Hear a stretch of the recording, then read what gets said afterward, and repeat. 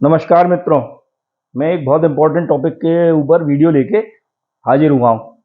ये वीडियो ऐसा है, इसके ऊपर है टॉपिक कि जो मोबाइल फ़ोन्स हैं उन पे इंपोर्ट ड्यूटी 20% से घटा के 15% कर दी गई है। इस जो बजट आया है 23 तारीख को, और इससे बहुत शोर मचा हुआ है कि भारत की जो मोबाइल इंडस्ट्री है वो कोई धाराशायी ना हो, बैठ ना जाए। ठीक है, और बहुत से लोग कह रहे हैं कि ये अच्छा है। तो मैं आपको अभी सारे पहलू बताऊंगा और बाद में अपनी ओपिनियन भी बताऊंगा कि मेरी क्या ओपिनियन है इस बारे में, क्या होना चाहिए, क्या हुआ है, फर्दर आगे क्या होना चाहिए। पहले मैं आपको बताता हूँ कि हुआ क्या है। मोबाइल फोन्स पे ड्यूटी 20% से घटा के इम्पोर्टेड मोबाइल फोन्स पर 15% कर दी गई है।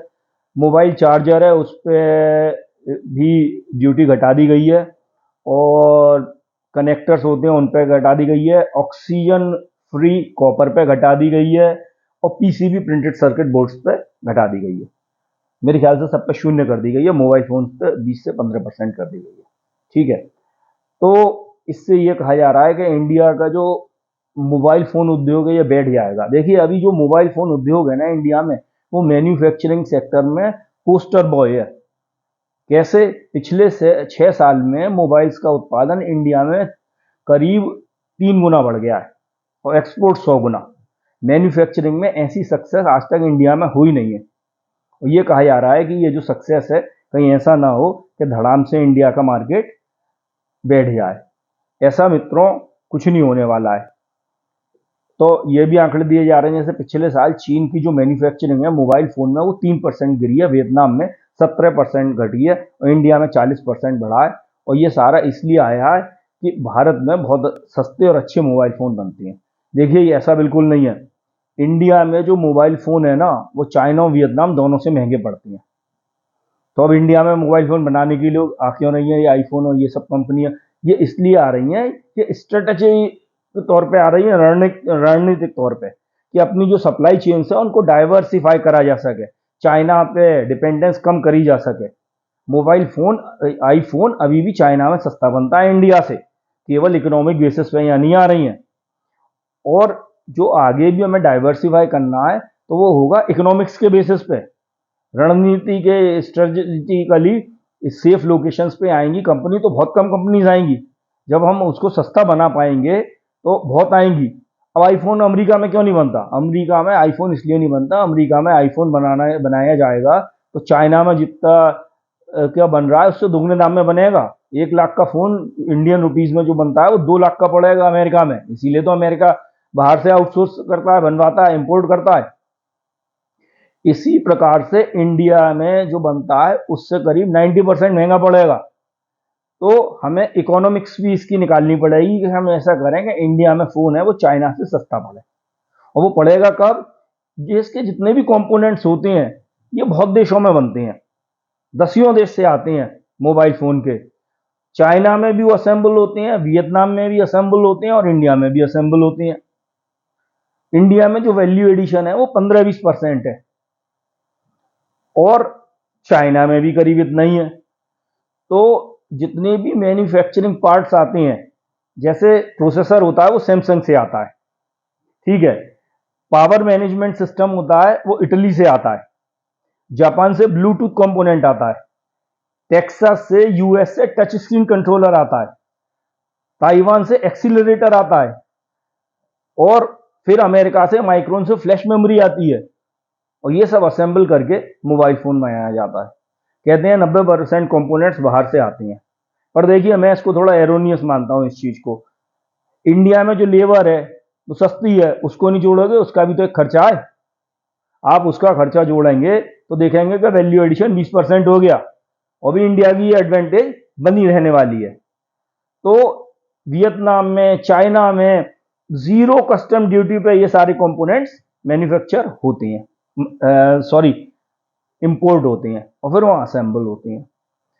तो इंडिया में अगर हम कंपोनेंट्स को 0% पे कर देंगे, मोबाइल फोन पे ड्यूटी भले ही मत घटाओ, कंपोनेंट्स पे 0% कर देंगे, तो समझ लिया जितने मोबाइल मैन्युफैक्चर हो रहे हैं आने वाले 5 साल में इससे 5 गुने होने लगे तो कोई बड़ी बात नहीं है।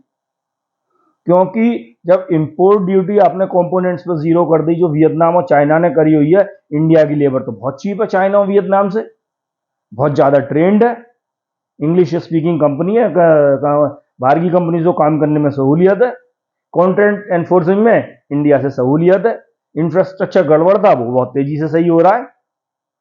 तो ऐसे करके ये समझ लीजिए कि रोजगारी 5 गुना अगर ये इसके वो बढ़ गया, लेबर इंसेंटिव है, असेंबली बढ़ गई इंडिया में, तो 5 गुना रोजगार बढ़ जाएगा। और क्या ऐसा नहीं हो सकता, ये जितने भी कंपोनेंट्स हैं एट अ लेटर स्टेज या अभी के लिए इनके लिए एक अलग पीएलआई लाई जाए, जैसे अभी पीएलआई लाई गई है मोबाइल फोन मैन्युफैक्चरिंग, अब आप पीएलआई लाइए प्रोसेसर के लिए, पावर मैनेजर कंपोनेंट के लिए लाइए, ब्लूटूथ के लिए लाइए, एक्सेलरोमीटर के लिए लाइए, फ्लैश मेमोरी के लिए लाइए। इंडिया में क्यों नहीं कंपोनेंट्स मैन्युफैक्चर होंगे? एकदम से नहीं होंगे, फेज मैनर पे होंगे।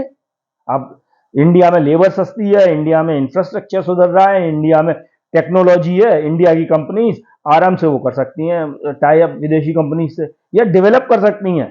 देखिए हमने 6G स्टैक पूरा डेवलप कर लिया है इंडिया ने, और बाहर को एक्सपोर्ट कर रहा है।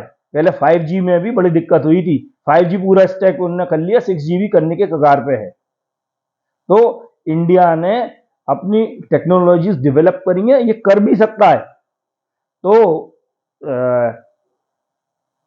एक पहलू तो ये है, और दूसरा पहलू मैं आपको बताऊं कि यूएस वगैरह ये जो वेस्टर्न वर्ल्ड है, ये WTO में गया था, तो इंडिया बाउंड है 1996 के WIT एग्रीमेंट से, कि जो ICT प्रोडक्ट्स होते हैं इंफॉर्मेशन एंड कम्युनिकेशन टेक्नोलॉजी के, उन पे उसको टैरिफ 15% करना है। अभी इंडिया गया, इंडिया है वो हार गया है केस, WTO ने कहा है 15% करें, और इंडिया ने अपील के लिए फाइल करा है, अपीलेट बॉडी काम नहीं कर रही है, एक प्रकार से ठंडे बस्ते में चला गया, पर फैसला इंडिया के खिलाफ है। तो वो भी एक प्रेशर है कि अगर आप नहीं मानेंगे तो हम आपके जो हम इम्पोर्ट्स करते हैं, वेस्टर्न वर्ल्ड कह सकता है, यूरोप, जापान, अमेरिका, हम उन पर टैरिफ्स बढ़ाएंगे। और देखिए ये कोई अच्छी बात नहीं है, मैं नहीं कह रहा हूं उनके दबाव में आइए, परंतु चाइना से इसीलिए तो शिफ्ट हो रहा है, चाइनीज प्रोडक्ट्स पे उनने वो बहुत तेजी से बढ़ा दिए हैं, ट्रेड बैरियर्स लगा दिए हैं, टैरिफ बैरियर्स लगा दिए हैं। तभी तो इंडिया पे लगाएंगे ना। इंडिया को एक मिडिल ग्राउंड फाइंड करना है कि जितने भी संसार में ये कोल्ड मतलब वॉर चल रही है, हॉट वॉर, जैसे हॉट वॉर मतलब इसराइल और हमास के बीच, यूक्रेन रशिया के वो बीच, या कोल्ड वॉर वेस्टर्न वर्ल्ड और चाइना के बीच, इंडिया इन सबसे अछूता है, और इसीलिए इंडिया में इतनी तेजी से तरक्की हो रही है, इसीलिए सब कंपनीज आ रही हैं। तो we don't have to upset the apple cart, हमें उसको पूरी को एकदम खदेड़ नहीं देना है थोड़ी सी चीज के पीछे। और देखिए ये बैरियर्स है ना, ये बैरियर्स तो हमेशा रहेंगे, तो डोमेस्टिक मैन्युफैक्चरिंग है वो हमेशा मजे करते रहेंगे, और कभी बाहर से कंपटीशन में आएंगे नहीं। इंडिया की 84 में मारुति सुजुकी पहली कार बनी थी, आज भी 100% टैरिफ्स हैं। आप 40 साल में कॉम्पिटिटिव कार इंडस्ट्री खड़ी नहीं कर पाए, क्यों? डोमेस्टिक में करो मैन्युफैक्चर, डोमेस्टिक में बेचो, इतने हाई ट्रेड बैरियर्स हैं। मोनो मतलब एक प्रकार की ट्राईपोली है, टाटा और महिंद्रा और मारुति सुजुकी। तो ये धीरे धीरे टैरिफ्स घटने जरूरी है। हाँ, इंडिया को अभी है पीएलआई स्कीम कंपोनेंट्स के लिए लानी चाहिए, एक R&D पर फोकस करना चाहिए, और एक मैन पावर ट्रेन करनी चाहिए बहुत बड़े स्केल पर, अप स्किलिंग करनी चाहिए, नई स्किल्स इम्पार्ट करनी चाहिए, कि जब जीरो कंपोनेंट्स हो जाएगी ड्यूटी पे, तो जो इन्फ्लक्स होगा फोन का, अभी तो कुछ नहीं हुआ है इंडिया में। इंडिया में वो ताकत है, वो लोएस्ट कॉस्ट प्रोड्यूसर बन के संसार में उभर सकता है, और संसार के पूरे मोबाइल फोन पे कब्जा कर सकता है। असेंबली में शुरू में कर सकता है, बाद में कई पार्ट्सों पे कर सकता है। 40% 50% वैल्यू एडिशन पहुंच जाए तो कोई बहुत बड़ी बात नहीं है अगले 10 सालों में, अच्छी पॉलिसी से, पीएलआई जैसी पॉलिसी से। तो मैं ये कहूंगा कि मोबाइल पे ये भले नहीं घटाते, दबाव में आए हैं तो नहीं घटाते, बिना दबाव के आए हैं। पहले कंपोनेंट्स पे आप हटाइए, पहले सब में सस्ता फोन बनाइए, और हर चीज इतनी सस्ती बनाइए। चाइना इसीलिए पूरे संसार पे छा गया, उन्होंने सबसे सस्ती चीज बनाई, क्वालिटी उनकी जरूर अच्छी नहीं है। या तो शाम तक, या तो चांद तक, या फिर शाम तक।